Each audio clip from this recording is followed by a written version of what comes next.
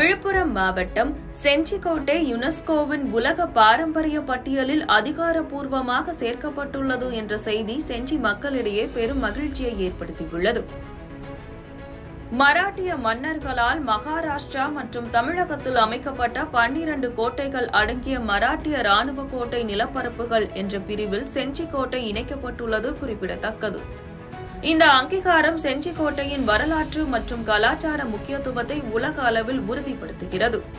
கடந்த செப்டம்பர் 27, 2024 அன்று யுனெஸ்கோ குழுவினர் செஞ்சிக்கோட்டைக்கு வருகை தந்து விரிவான ஆய்வு மேற்கொண்டனர்.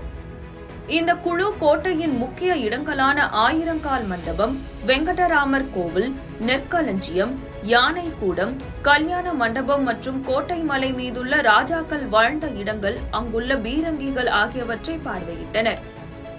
ஆய்வுக்கு பிறகு தொல்லியல் துறை ஆய்வாளர்கள், விழுப்புரம் மாவட்ட ஆட்சித்தலைவர், கூடுதல் ஆட்சித்தலைவர், சட்டமன்ற உறுப்பினர் மற்றும் துறை சார்ந்த அதிகாரிகளுடன் யுனெஸ்கோ குழுவினர் ஒரு சிறப்பு கூட்டத்தை நடத்தினர். இக்கூட்டத்திலேயே செஞ்சிக்கோட்டைக்கு யுனெஸ்கோ அங்கீகாரம் கிடைக்கும் என்ற நம்பிக்கை செஞ்சி மக்களிடையே வலுப்பெற்றது.